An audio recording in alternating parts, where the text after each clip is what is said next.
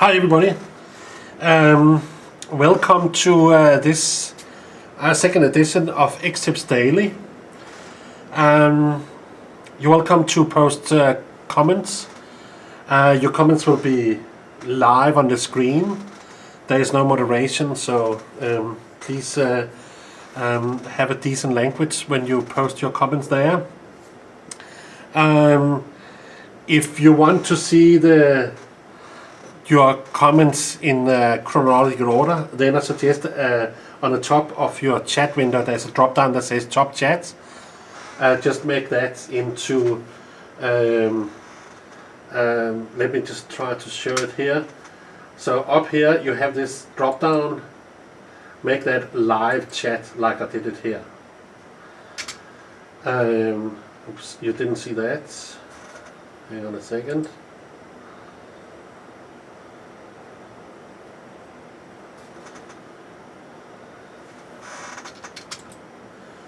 So now here you can see there is this top chat and there's a live chat. So make it live chat. That way you are able to see them in chronological order. Okay. So we're back to my desk here, and I have an SL19. So I thought I'm gonna start softly again here, simply just because we all have to figure out how this thing here is gonna work. So SL19 is a temperature sensor, but it's an infrared temperature sensor. So all the calculations how to take the infrared light and translate that in to a temperature measurement is inside this little fellow here. So for example, the new SL1 can measure infrared light, but there you get the value of the light, and that typical like how much energy that hits the unit. So that will be something like milli or microwatt per square centimeter. So that's how light is measured, is at how much light energy, how many photons is hitting it of a specific wavelength. So on the new SL1, the old one, and I'm coming back to the SL1, so don't stress, but on the new one we can also see infrared light. On the old one we could only see UV and normal ambient light. So this is also an infrared sensor, but here you don't get that raw value. You only get the temperature that it sees. So you point it simply at the subject, and then it will give you, or they call it actually object, so you will get the object temperature. And there's also a normal temperature sensor, normal in the sense that it will measure the ambient temperature around the device. So this is interesting. For example, considering the situation we are now, this is a typical sensor that's been used to measure people's possible of having fever without having contact. So this thing here, you know, I call it my pizza oven measurement, because you don't really want to stick anything into a pizza oven other than your pizza. So how are you going to measure the temperature in there? Knowing that a good temperature for baking pizza is up around 400 degrees, you want to actually point something at it and get a reading. And this is what this is for. It will measure the temperature from a distance. So that distance is in the data sheet, so we will get a little bit more information there. And also there is of course a certain angle that it can measure to. It's not going to necessarily just be straight. It's going to, the further you are away, the broader the angle it is, and therefore you will actually then, you know, have an average of a bigger area. So the closer you are to a subject, the more accurate it will be. So even though you can point at like a forehead of a person from a distance, then if you're not close enough, it will also take the surrounding air of the person. If you're close enough, it will only measure the temperature on his forehead. And it will measure the surrounding temperature, because guess what? If it's 40 degrees outside, his forehead is probably not going to be the coolest area, even if he doesn't have a fever. So you have those two informations. So that's the temperature sensor here, and I'm just gonna see here if okay, so back to see, I kept like a Slack open so people could say something to me if it was, but it wasn't for me. So that's the SL19. So I have an old SL1 here. I don't have the new one with me, so I'm just going to talk a little bit about the old one. Now the old one, this is the old one because this one also have the big holes. So in the old days we had these big holes because we thought it would be nice that it could fit Lego. So this is of course the standard Lego size. I made a whole separate video about that you can see offline. So I'm not going to go into details about that. But the old one had two sensors. So it had a UV sensor on the one side and it had an ambient light sensor on the other side. And the reason was that we wanted to have a really powerful light sensor, and powerful being that it could take all kind of light, even direct sunlight. So our first prototype we had was great for indoor light, but if you put it straight in the sunlight, it will actually just flare out and say that's forever light. So we changed that. So that is measured in lux, and with light in general, the way it is that lux is how much light you receive, and lumens is how much light you transmit. So, for example, a light bulb is measured in lumens because that sends light out, and then when you get the light in, when you receive the light, you measure that in lux. There's excellent Wikipedia page about lux and lumens, so I'm not going to go into that. On the other hand, the UV sensor here goes back to kind of like the more elementary level, and that is the amount of energy, UV energy, that hits it per square centimeter. And of course this is not a full square centimeter, but you get it out in that value, microwatt per square centimeter. So this one could measure UVA and UVB. And then out of that, there was a formula in the data sheet that told us how to calculate the UV index, which we then did. And of course, the visible light sensor here will then give us the light in lux. In the new one, which, as I mentioned, I don't have here, so I'm gonna maybe cover that again later, it have one sensor in the middle. And that sensor is able to measure UV, ambient, and infrared light. So not only UV and ambient, but also infrared light. That's a positive part of it. The negative part is that you only get the UV index. So that sensor calculates the UV index. So you will not get the detailed UVA and UVB. Now, we have of course considered, is that a step back? How is it? Well, in reality, it's not really a step back because the UVA and UVB, it turned out that the UVA was the full UVA spectrum, while the UVB was only half the UVB spectrum. The other thing is that, and there's also something called UVC, sorry, but we are not measuring UVC. Nobody really measures UVC because we don't have UVC on the surface of the Earth there, because our atmosphere actually kills all UVC. The only UVC that exists is when you weld, and that's the reason why they have these hectic glasses on. You will generate UVC. UVC is, very easy to block, but if you don't block it, you get sunburned and it kills your eyes very quickly. So therefore, UVC is like one of those things that is absorbed in the atmosphere. So we can only really measure it in space. That also means that the sensor you get, it hardly comes in like the sensors where you can measure UVC. These are digital sensors.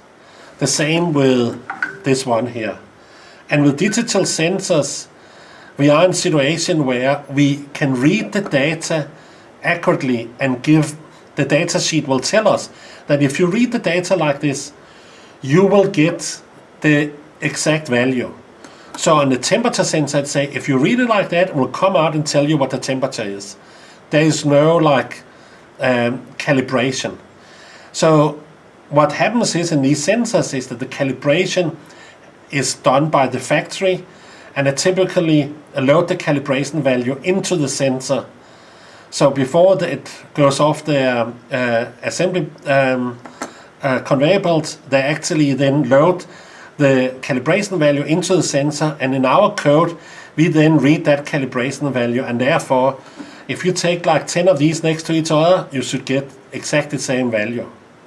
Yesterday I talked about the SW7, and that's an analog sensor. So here is no calibration. So we just get a value between 0 and 1023. And yeah, in air it will probably show 0 everywhere, but if you lower it into a cup of water, you might get different values, even though that the same cup of water should give the same kind of resistance over the 2 pins. But that's the reason why we typically keep away from analog sensors. And when we do go into analog sensors, our library will be some other library that have a big tolerance.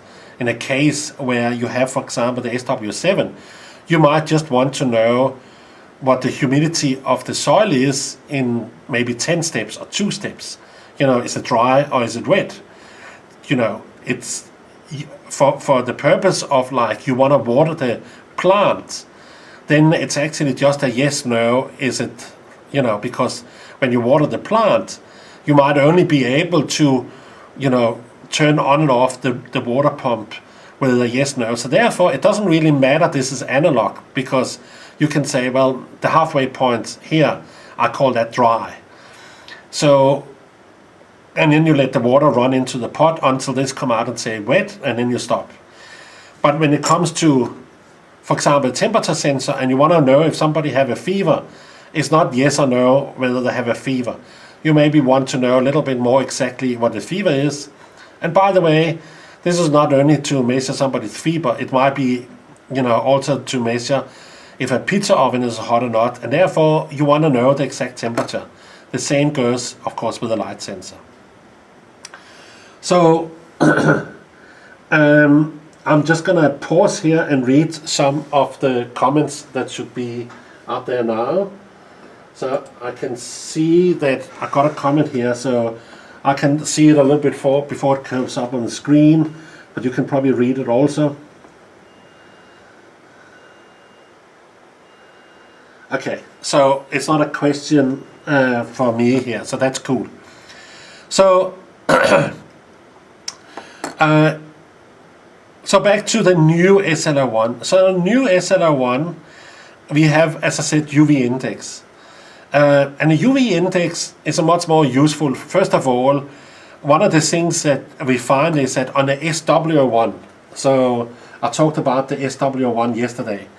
On the SW1, you know, we can measure temperature, humidity, and pressure. And we, as human beings, we have a kind of like a feeling of what is the temperature in the environment we sit in now. We will know if it's like 20 or 30 degrees. But there's a lot of people, you know, unless they actually do this on a very regular basis, who have an idea about what is. So when it comes to, for example, some of the sensors, they will report in something where we have no clue what the right answer should be. With a temperature sensor, we only know if it's wrong or right, if it's like 5 degrees wrong maybe. So not if it's a half a degree wrong, unless we have another sensor here. But the other thing there is with this sensor here, the SW1, is that the data that it reports on is also the same kind of data we will see in a weather report. So we will see temperature, we will see millibar or hectopascal reporting of air pressure, and we will see humidity levels. When it comes to UV light, we will also get report on UV index.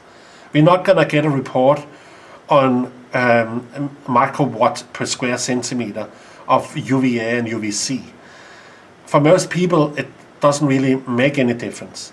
So when we had to come up with a new sensor for the SL1, we looked at a lot of different sensors. We looked at should we combine them again, and we decided to go for this one sensor So there is no two sensors like we have here. There is one sensor in the middle, and it gives you, as I mentioned, UV index. It gives visible light, ambient light, and it gets infrared light. The ambient light on the old sensor here went all the way to 240,000 lux, 241,000 or something like that. And if you point this thing here right at the sun, you might be able to get like up to 110,000 lux. So our new sensor is able to just pick up sunlight. It doesn't go all the way to 240,000 lux. So it was a little overkill, but it was that or something that only went to like 40,000 lux and therefore couldn't take complete sunlight when we made the old SL1. So the one we have now has like a much broader functionality, and because it's only one sensor, it's also much cheaper to produce. So for us as a company, that's great. For the end user, it's great because it might be that we can lower the price of this over time. And when it's just one component, that means the supporting component we have is also going to be reduced. And of course, when there's only one component, there's only one component to put down. So the manufacturing is also going to be that better. So we have a library for the new SL1, and we have modified that old library for the SL1. So it will actually check whether you have plugged the one SL1 or the other SL1 into your circuit in an Arduino circuit. So there we can go in and check upfront what you have plugged in. We can also do that in a MakeCode library, but in a MakeCode library, if we do it there, we have to have a library that only offers what's in common on both sensors. So if we have to, for example, have a MakeCode library for the SL1 and it should be able to use any of the SL1, we can only offer two different variables, the ambient light and the UV index. If we want to have one that can offer what the other sensor do, because the other sensor, the new SL1, also offer the infrared, and I believe it also offers proximity values, then we have to have a simple library, and people have to know that they're using the new SL1, otherwise the functionality goes wrong. We have discussed various ways of having that library, but I'm not going to go into details with that now. So that's the SL1 I have here. So I want to jump to another sensor, and I'm not necessarily for now going to go down the line and kind of like keep it in one group. I'm going to take different sensors in various places, and then you can kind of like digest some of the information in each of the group, and then when we get back to the sensor on a later stage, you have considered some of the stuff I said back then. So I'm going to take a complete different sensor. This one here is our SH01. So S is of course sensor, and H is short for HID. So HID is an abbreviation for human interface device. So your keyboard is called a HID, your mouse is called a HID. That's a human interface device. That is a device that allows human to interact with the computer stuff. So in this case here, we have this HS01. And there's a couple of different things that I want to point out, and the reason I'm taking that up now here. The first thing is that this one here, there sits a little chip on the back, and that chip can, I think it can read 5-6 different buttons. We only put 4 buttons on because we believe that on this size of an xChip, that is what there's room for. The other thing we've done is that we put in the symbols that is similar to most play consoles, so PlayStation, Xbox, those kind of things. They will have like a triangle, circle, square, and cross. And that is of course not because it have to be similar to PlayStation, which maybe doesn't hurt, but from our side it is that we also don't want to use any letters or any numbers that maybe doesn't translate into other languages. So by having symbols like this thing here, a square, a triangle, a cross, a circle, those kind of symbols is universal. Probably the reason why PlayStation and Xbox put them on was that they could have kids all over the world playing on their stuff, because they could have the video or the game online set to a language where it will then explain what you have to press in order for a certain function to happen. So we follow that pattern. So for that reason, if you see anything that is that's written in language, so for example the old SL1 here, that had like, it said UVA and UVB, but if you have a SL1 today, you will see that we put symbols on instead. So this is of course not because it's a toy or anything like that, but we don't have to actually write any text on it. Why then do it? We have our logo, and SH01 is written in the text because that is more like an identification of the product here. But otherwise you will not see anything else on this one here.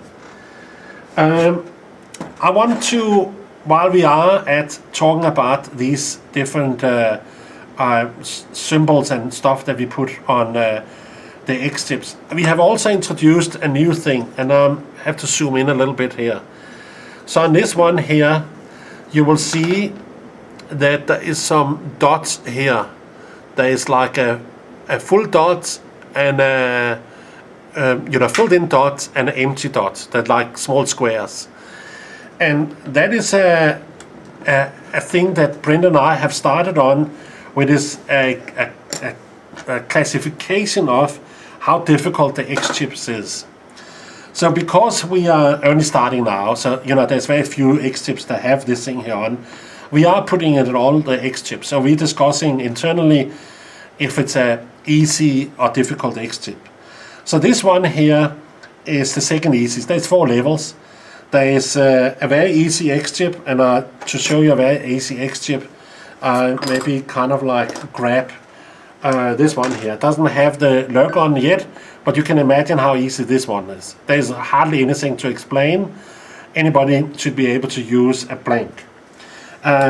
This one here is like a level up, because there's a couple of switches here, so there's a little bit of explanation to do.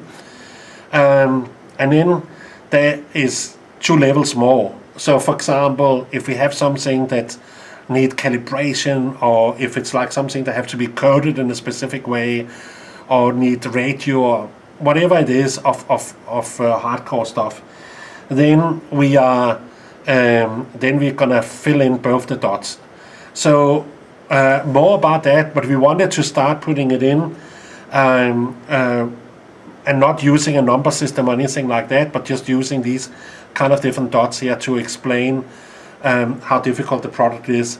And also we needed to have like something that took up very little space, and at the same time could be clear even in a badly printed xChip. Some of them are not necessarily always as super sharp as this one is. So yes, so back to our SH01 here.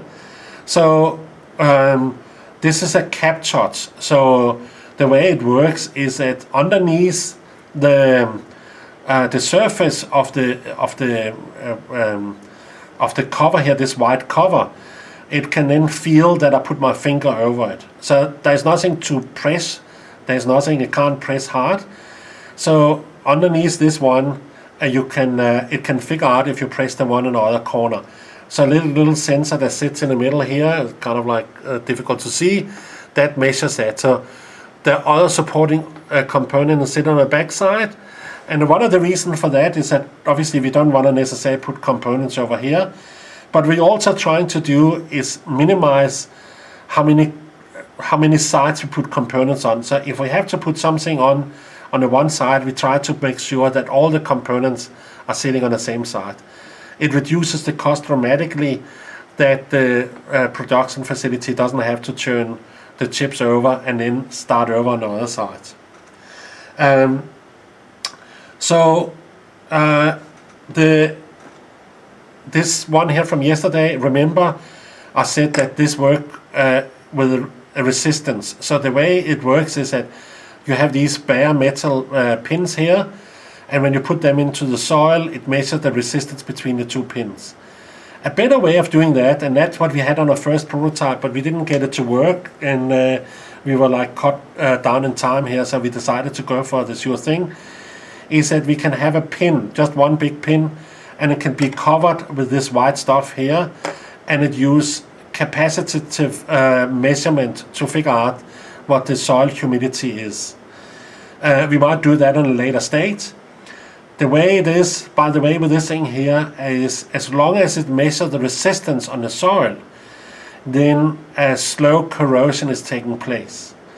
So we kind of like, wanted to do the capacitive version because it's covered, it doesn't have the same corrosion. On the other hand, if this one here is one that have to be changed after a year, it's only like one xChip. It's not like it sits on a massive big board and have to the whole board have to be exchanged. It's just one component here, and this should not be the most expensive to produce anyhow, so we shouldn't have a big problem with that. So this can over time corrode, and we see like a lot of our other xChip is just keep on surviving. This one might not. We actually don't have an idea about how long time it takes. One of the things that we might do in a future version is that we are looking at power modules where we can turn off the power to a module like this. So you can tell the power module from the core, turn off all the power, then there's no power on this thing here, and that way it will last much longer because you will put it in the soil, and maybe like once every 10 minutes, once an hour, you will turn it on for like a few seconds, measure the resistance and turn it off again, and then there will be no corrosion for the rest of the time. So we work on that, but when we get into all the power modules, we're going to talk more about that. For the last 3 minutes, I just want to slowly get into another component, and that's an output here. So that's an audio one. So the audio one is pretty famous because this is our only display we have, and it can give a lot of information out on a very small face. So you're seeing all things like from graphs and symbols. It doesn't have color, so we are working on a version that has color. It's slightly bigger. It will fit on a xChips like this thing here, but it will be on top of another xChip, so the connectors are underneath. So when you plug it in, it will be slightly higher because it will look like more like a sandwich, like something similar to this thing here, where it's sandwiched together. But when we get to that, we're gonna obviously explain how that works. That will be color, and it will take up a full xChip. So we're looking very much forward to that. In the meantime, this is still gonna be our number one screen. So we're doing a number of different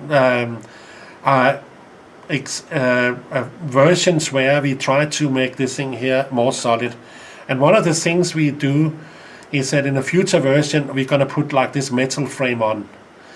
So this metal frame here, because what happens is that it's the corner here that cuts first. So when you press on the corner, that's where it breaks. That's a number one breaking point. So we're going to put a metal frame on it here. And then another thing we're also going to do is on the bottom here, we're going to mount it with a connector instead of having solder directly here. So here it's soldered directly. What we're going to do is we're going to see if we can put a connector on, so the display is going to be easier to plug in from the factory. The connector is going to cost something. On the other hand, soldering all those pins are also going to cost something. So it's a matter of figuring out in scale what is the best way of go. But as you can see here, I don't know how visible it is, that with the metal frame around the audio one, you are protecting the sides and the corners. Oops, let me see here if I can actually get into the screen so you can see here that there's a little bit sticking out there, but the corners, which are the important parts, get in here, are all protected with this thing here. So the audio one, there also another thing, this is like some old audio ones. The new ones have a little switch so you can change address on them, so you can have two audio ones next to, well, probably on top of each other, because there's no connector here. You can of course have them next to each other if you have something underneath that brings them together. But we're gonna make it so you can put two audio ones together next to each other, giving you options for writing more on these displays here. So with that, it's now 12:30, and I like to stop here, and I hope you enjoyed it. Tomorrow, I was told, it's also a public holiday, so I'm not gonna be doing this tomorrow. So my next session is after Easter, which is on Tuesday. So stay tuned on Tuesday 12 o'clock for another lunch session on xChips Daily. Thank you for listening.